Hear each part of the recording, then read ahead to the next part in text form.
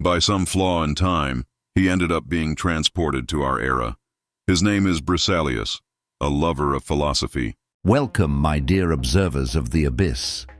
Take a good look at the digital circus unfolding before us, this vast and shimmering swamp of stupidity where humanity has decided to dive headfirst, like hogs into a gourmet mud pit, celebrating their own immersion in superficiality. The internet, that technological marvel that promised to connect us on a higher plane, to elevate us to new heights of knowledge and understanding, has instead brought us to an endless banquet of trivialities, where the main course is self-delusion and dessert, the anarchy of memes.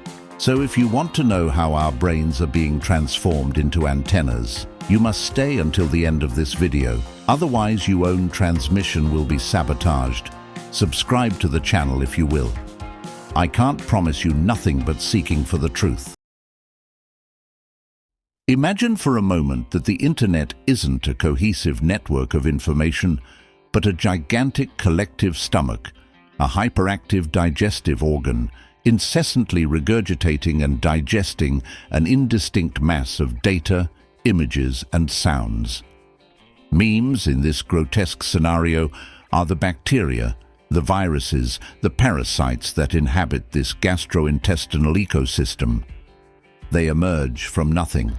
A pixelated image captured at just the right moment, a phrase uttered in a specific context and inexplicably gone viral, a video of a pet doing something minimally peculiar, or a human behaving unusually. And then, what the hell, in a matter of hours, this tiny digital cell replicates, mutates, spreads like an uncontrollable plague, infecting billions of screens and minds across the globe. Isn't it fascinating? Isn't it, in a perversely grotesque way, the purest and most inscrutable expression of our current human condition? The way we revel in the propagation of empty symbols.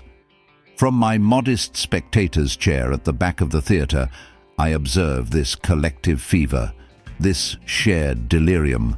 I see men and women, young and old, their eyes glued to the small, luminous rectangles they clutch like sacred artifacts, absorbing, reacting, and most importantly, replicating with an almost religious devotion.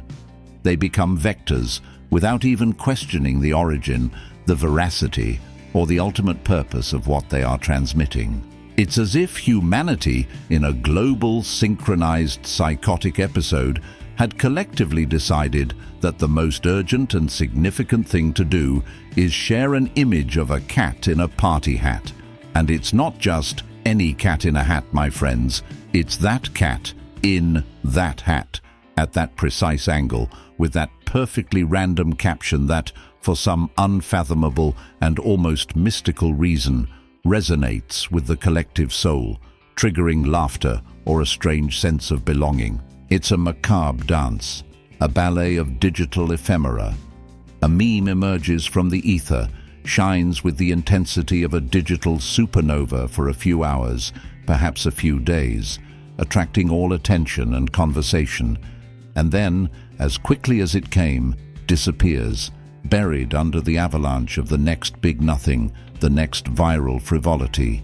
Its lifespan is shorter than that of an ephemeral butterfly, yet during its brief reign, it holds the power to dictate conversations, to shape opinions, to make us laugh, or more disturbingly, to make us agree without a shred of critical thought.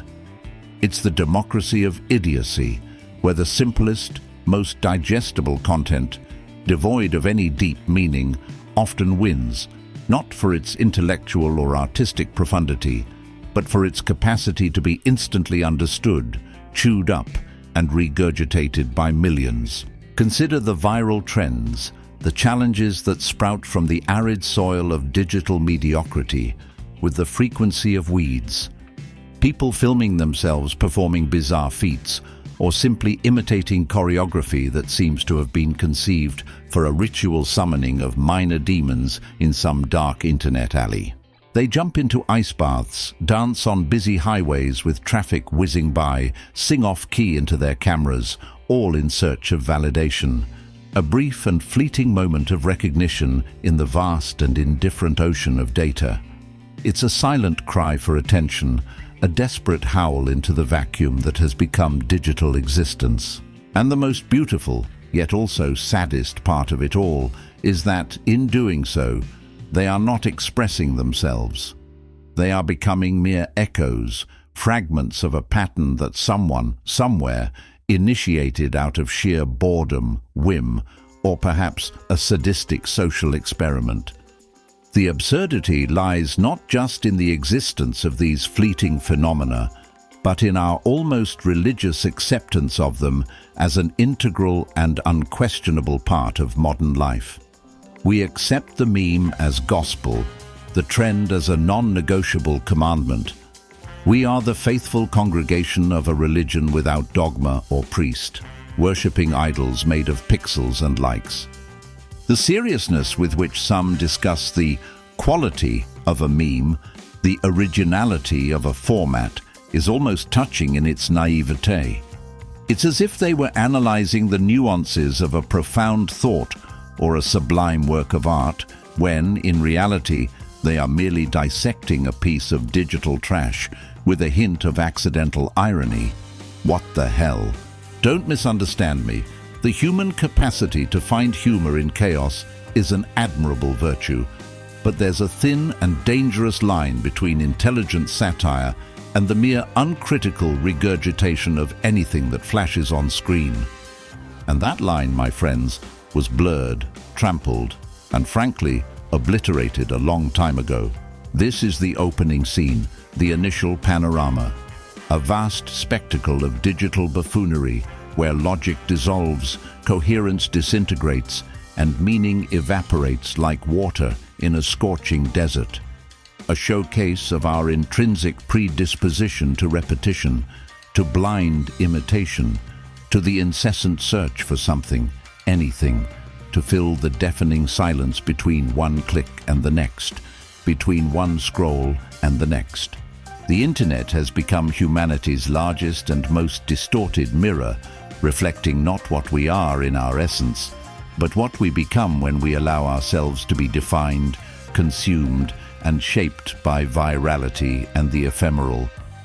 It's collective madness, meticulously packaged in bits and bytes, and sold to us as avant-garde entertainment, or even worse, as the very essence of contemporary culture. A depressing spectacle, wouldn't you agree? Now that we've contemplated the shimmering, rancid surface of this digital swamp, it's time to dive a little deeper into the bubbling sludge that fuels this proliferation of insanity. How is it that these digital trifles, these weightless fragments of information, manage to capture our attention, hijack our focus, and mold our perceptions with such efficacy? The answer, my friends, lies in the intricate mechanisms of human stupidity, skillfully exploited and amplified by the invisible architectures of the network.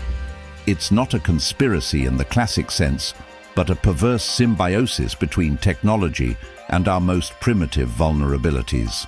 Think of the human brain, that gelatinous mass of billions of neurons, always searching for patterns, for recognition, for a quick hit of dopamine. The internet, and memes in particular, are the most efficient purveyor of this drug. A meme demands no intellectual effort. It's designed to be instantly decipherable, a cognitive shortcut to a joke, a cultural reference, or an emotion. When you get a meme, when you understand the underlying reference and laugh, or feel angry or agree, your brain releases a small but addictive chemical rush of pleasure. It's an instant reward for minimal effort. And what do we do with rewards? We seek more of them. This is the vicious cycle. We see a meme, we're rewarded. We share the meme, and if it's met with likes and comments, we're rewarded again, not just for the joke itself, but for the social validation. We are unknowingly training ourselves to be digital Pavlovian dogs. salivating at the ping of a notification. The algorithm, that omniscient and amorphous entity, observes all of this. It learns what makes us salivate, what makes us click, what keeps us scrolling, and then it delivers more of the same to us in an endless personalized stream, creating echo chambers where our own tendencies and biases are incessantly reinforced. This is the great tragedy, the illusion of choice. You think you're exploring the vast ocean of the internet, when in reality, you're trapped in an aquarium custom designed for you, filled only with the fish you like. Information that contradicts your worldview is filtered out. Nuances are flattened, and everything becomes a simplified, often distorted version of reality. Complexity is the enemy of virality. An intricate concept, full of layers and paradoxes, cannot be compressed into a funny JPEG or a 15-second video. To go viral, it must be stripped down, reduced to its rawest, most palatable, most easily digestible essence, even if that digestion leads to intellectual indigestion. Consider the viral challenges, those that incite millions to replicate a specific behavior. It's not just the desire for validation, it's the fear of missing out, the dread of being the only one not participating in the big collective joke. It's a modern form of tribalism, where affiliation is demonstrated by adherence to an arbitrary behavioral pattern. You're in if you do this, you're out if you don't. And the pressure to be in is immense, because digital exclusion can feel to many like a form of social annihilation. Conformity masquerades as originality, and imitation is celebrated as creativity. It's the digital crowd, moving in unison, driven by impulses it barely comprehends. What the hell? Language itself is corroded by this mechanism. Words, once laden with meaning, are reduced to catchphrases, to empty hashtags that serve as identity markers, but without substance.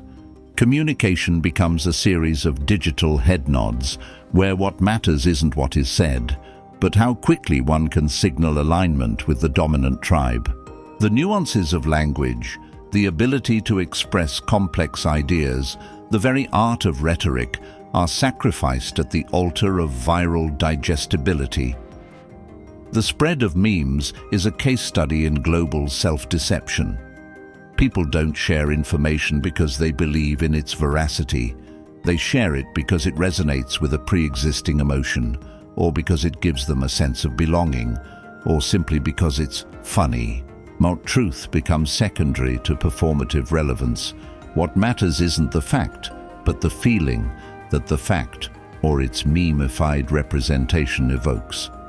We are a civilization that has chosen emotion over reason, validation over truth, and superficiality over substance, all under the innocent guise of digital entertainment.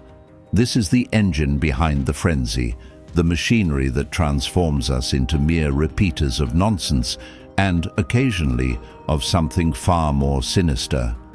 Having delved into the sewers of virality and dissected the rotten mechanics that sustain it, we now arrive at the pulsing heart of the matter, the great lie.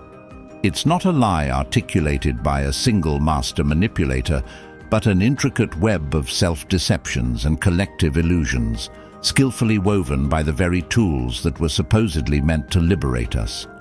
The great lie is the promise that, in this vast digital ocean, you are important, that your voice carries weight, that your online existence is an authentic and meaningful extension of your true identity. What the hell? Look around, and you'll see that we are merely ghosts dancing for other ghosts. The illusion of connection is perhaps the cruelest of lies. We've been convinced that being connected to thousands of people, having a network of friends and followers whom we've never met and never will, equates to a community. It's the digital equivalent of talking to yourself in a room full of mirrors. We see reflections, projections, but rarely the substance of a real human interaction. Memes, in this context, are like counterfeit coins exchanged between these ghosts. They create the feeling of sharing, of mutual laughter, of a collective understanding that in reality is as fragile and fleeting as the pixelated image itself. You laugh at a meme and hundreds of others laugh with you, but the laughter is hollow. It echoes in a vacuum, and the next moment the connection evaporates, leaving behind only a sense of an even greater emptiness. The internet didn't give us a voice. It gave us a megaphone in a noisy crowd where everyone screams at once and no one truly listens. Authenticity, individuality are concepts that crumble like sand through fingers in this digital realm. To be authentic online, you need to be a curated version of yourself, a performance optimized for engagement. Your feed is a showcase, your life a spectacle. Memes become accessories for this performance, tribal emblems, signs of belonging. You don't use them because you love them, but because they signal who you wish to be seen as. It's standardization disguised as self-expression, where everyone tries to be unique by following the same instructions. And truth? Truth has become a malleable entity, a clay that can be molded and remixed into any format that fits the desired narrative. A meme can carry a sliver of truth, or a blatant lie, or a distortion so subtle it becomes unrecognizable. And as we've seen, virality cares not for accuracy, only for emotional impact. This is the great flaw. We are building our reality, our understanding of the world, on foundations of quick jokes and manipulated images. The ability to discern the real from the fabricated, fact from fantasy, is being systematically atrophied, replaced by a passive acceptance of whatever is most entertaining or confirms our beliefs. The great lie also manifests in politics and the public sphere. Complex ideas, essential debates, are transformed into simplistic memes, empty slogans, images that provoke immediate anger or loyalty. Politics is no longer about ideas, it's about the meme war, about who can create the most impactful image, the most viral clip, the most easily regurgitated insult. Politicians are no longer statesmen, they are content creators, competing for attention in an endless stream of noise. And we, the public, are reduced to judges in a digital popularity contest where depth is irrelevant and nuance is a weakness. This is the trap. The internet sold us the idea of freedom of expression, but delivered a gilded cage of self-deception and superficial validation. With every like, every share, we tighten the invisible chains a little more. We are performing, yes, but not for ourselves. We are performing for the algorithms, for the companies that monetize our attention, and for the anonymous horde that, as empty as we are, seeks a reflection of its own performance. Digital identity has become a mask, and beneath it, the real face begins to atrophy from disuse. What the hell? This is not the community we were promised. It's a shadow theater, where each of us projects the illusion of a rich and connected life, while the real substance slips through our fingers. The great lie isn't an active falsehood, it's an omission, a subtle distortion of reality that over time becomes our reality.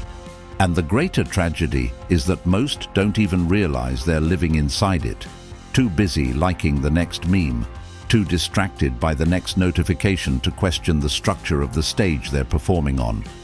Freedom is a mirage, my friends, and we are too thirsty to question the water being offered to us. If the great lie is the stage of illusions, then the irony of control is the invisible hand pulling the strings from behind the curtain, while we, the puppets, boast of our freedom of movement. We were lured into this digital circus with the promise of empowerment, that we would have control over our narrative, our voice, our experience. What the hell? What we got was the opposite, a form of control so subtle and insidious that it masquerades as freedom. It's the ultimate irony. The more we think we're in charge of our digital journey, the more we are, in fact, the products. Think about algorithms, These abstract, faceless entities are the true emperors of this new world. They are not inherently malicious. They are merely optimizers, designed to maximize the time you spend on the platform and the engagement you generate. But in doing so, they become the invisible architects of your digital reality. They decide what you see, what you don't see, whom you connect with, and even how you think about certain things. Every like, every scroll, every click is valuable data that feeds them, allowing them to further refine your personalized aquarium, ensuring you're always surrounded by content that keeps you engaged, or annoyed, or addicted. This is the true irony. We feed the monster that devours us. Our digital actions, however trivial they may seem, are the raw material for building custom digital prisons for each of us. Every time we share a political meme that aligns with our view, the algorithm shows us more similar political memes, solidifying our echo chamber and making us more impervious to any divergent perspective. We think we're expressing our identity, but we're actually reinforcing the algorithmic conditioning that keeps us trapped. Online rebellion, the digital counterculture, is quickly identified and commodified, becoming just another trend to be exploited and monetized. It's a perfect cycle of co-option. Control is not only manifested in the manipulation of information, but in the monetization of our attention and our emotions. Every viral meme, every challenge that makes us roll our eyes or burst into laughter, is an opportunity for platforms and their advertisers to expose us to messages, products, and ideologies. We are not the consumers. We are the product being sold.